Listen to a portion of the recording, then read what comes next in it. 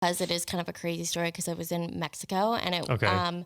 I was like, and you hear these stories and I feel like a lot of people just kind of roll their eyes, but like they really fucking happen. And like, Yeah. and it's really scary. Like, and it's not just Mexico, it's all over the world. So Yeah. like, that's nothing to do with the Mexico. Don't go to people, Mexico ever. Yeah, no, but like, I was drugged in a club. Like I only had a few drinks before and you know how Jamie said like he has those like slivers of memory? Yeah. I was listening to his episode. It was like, I'm assuming because I was drugged, the memory is so like fuzzy and blurry, but I have these like slivers of memory and it's like really fucked up. Oh, like maybe a trigger warning for anyone who like has gone through it or like doesn't, I don't know. Cause I know like it's really intense shit. So just like FYI, and mom, if you're listening, stop listening. I woke up in a hotel room of somebody who was Mexican. Like it wasn't like at the resort or whatever. Yeah. So who were you that you were staying with? Obviously like friends and stuff. This is like the so fucked up part. I was at the resort for my mom's birthday. Okay. And so it was like near the end of the trip, like the end of the week in Mexico. And I met all these like fun people at dinner and they have nothing to do with the shit that happened. But, and they were all like, yeah, we're going to, have you been to Mexico? Yeah, I've been a couple of times. I feel like there's like a main club. I feel like there's a club that everybody posts a story in. You know, there's like, and it was that one. There's multiple levels if anyone's been there. Usually like a lineup outside. I forget what it's called.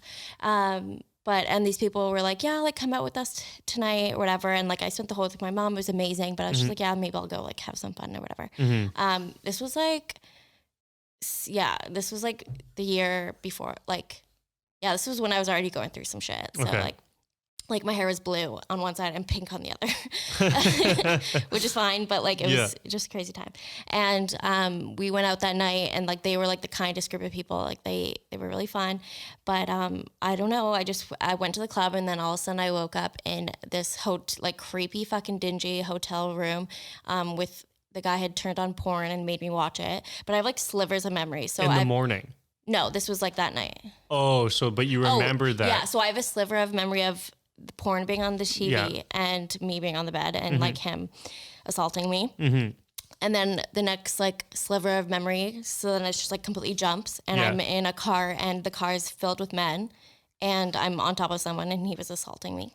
It's like, this is like crazy shit. And I never really opened up to like many of my friends about it because this was already when I was like screaming for help for so many things. And I felt already thought I wanted attention. Yeah. You know, because everything else in my life was great. And so I felt like even one of my friends was like, why are you like so depressed or whatever? Like nothing's going on. You have a great life. Right. Yeah. And so I didn't want to like come home with this fucking story again. Yeah. And like for people to be like, oh, well, yeah, I'm sure, you know, like so many people don't believe this sexual assault stuff. And it's like really scary. Well, I feel like just in your situation, it's kind of like, what's that saying my grandpa used to always say, like the boy who cries wolf or something. Yeah, and it's totally. Not like, it just gets to that point where like you do it enough times that people are just kind of like, oh, like whatever. And they play it off. And then when something really serious does happen, then it's really tough because who do you lean on? Yeah. And I used to like call my friends if I was like upset and, you know, I would call them all the time and like, I would never do that kind of thing now. Anyways, but so I didn't want it to be another one of those things where I get home and there's another issue that my like friends have to deal with. But yeah, so I woke up in that car and I was on top of a guy and I assume they all like, I don't know, maybe they all, but I only remember the sliver of like me being on top of this guy and I was like, I could feel myself coming back to reality and like understanding what the fuck was going on. Yeah. And so I like tried to like get out and I got out of the car. It's like so blurry. Like lost my wallet that night. Luckily I didn't have my passport with me. I don't think I brought my phone out that night, but I lost everything. I had no cash on me. And I remember just like falling out of the car and like running to the streets, like in some random area. Like you had no idea where you were. I had no idea where I was. I saw a cab and I like flagged him down and I was like, I have no money. And I was like barely with it, but like, I still remember this. I was like, I have no money, but like, I need help. Like I couldn't even say raped or like assaulted because I was just so in shock. I was just like something happened. Like I need help. Can you please drive me to my resort? Like, thankfully I knew my resort name and I was like, I have no money. And like this guy still drove me, which was nice. Yeah. But then after that I went straight to the front desk at the resort, and I was like bawling my eyes out. And I was like, I just got sexually assaulted. Like I just got raped, multiple people. Like I was clearly distraught. And this guy at the front desk, all he has to say is like, sweetie, this isn't America. Because he obviously thought I was like American. Yeah. He was like, this isn't America. Like there's nothing we're gonna do. Like, he was just kind of like brushing it off. Yeah. And just kind of like, I kind of feel like he was like, well, you're drunk, kind of like. Yeah, like just go to bed, like whatever. And I was like, what? So do I not like go to the hospital? Like I thought like that was like protocol, but they were just like, no, like they just, I don't know, they were so freaking rude. And so that was the first person that I ever like really opened up to, was just this front desk guy saying that it was a problem. And he was already like not believing me, it felt like, and saying it's like not my fault, but like it was, there's nothing they can do. Yeah. So fuck, I can't even imagine how you felt.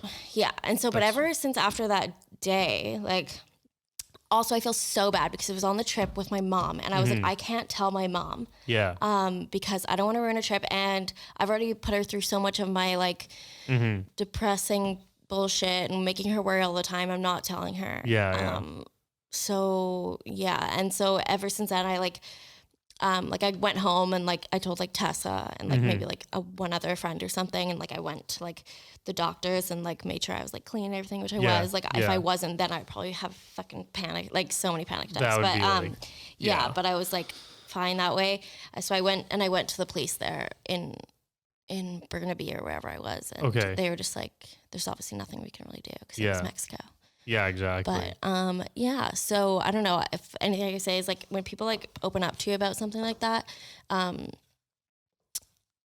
don't know, just like be there for them because and I remember when I talked to Tessa about it and whoever else I told about it, I like totally disassociated, or I can't even say that word still, but I didn't cry about it, you know. I was just like, I don't want to deal with it. And so like for years I didn't deal with that trauma because that's traumatic. Yeah, but I 100%. Always thought this is only bad because I've been told in movies and books that like rape is bad and it'll fuck you up for a long time. But I'm like, I'm not going to let it fuck me up. So like I didn't, honestly. Yeah. But I'm sure like deep down it did. And so then when I went to therapy and I like read that story to him, and then I like bawled my eyes out. I was like, wait, I still like, I think that kind of did fuck me up. So did you guys dig into that more? Like in therapy? Yeah.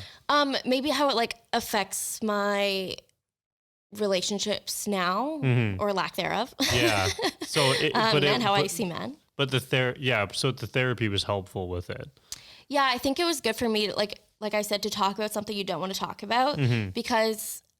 And I just went in thinking like, oh, I'm supposed to talk about this in therapy. You're supposed to talk about traumatic things, even though I didn't find it traumatic because I didn't want to have another thing go wrong with me because I already had these things. I was already like trying to kill myself and blah, blah, blah. And I was known like by like my friend group for being that person. So I was like, I'm just going to pretend this didn't happen. And, you know, so I think just reading it out loud and, he's, you know, I was more mad. I'm mad that those guys did that, and I'm mad that they're gonna do it again. Especially if there's multiple in a group. Like they probably have some sort of system where they go to the club 100%. And like drug someone or whatever and take them. Yeah. So, yeah. Yeah, that's super scary. Yeah. I mean, like I've heard a lot of people's stories about that kind of stuff, but it's usually like. I mean, not that it's any better where it happens, but like. You know, even just being in your own country and then being over there is like that much scarier, right? You literally have no idea where you are. You've like, I don't know. I just feel like that's a super extreme. And he said since the first person I talked to about it, which is the front desk guy, the first person did not give me comfort, did not show emotion or like say like I'm so sorry that happened to you or like anything. So now I think like I don't know, maybe like why I don't have troubles opening up now still about if I'm having a hard day is because I'm just scared that someone's going to dismiss it. And, you know, so. Yeah. And I feel like in your scenario for so long, like since it got to the point where people just kind of blow it off, it's like if you are actually having, you know, a bad day or whatever and you talk about it, they're just going to be like, whatever. Yeah, exactly. You know? I felt like a broken record. Oh, this is another bad thing that's happening to me. And I was like, I don't want to deal with this.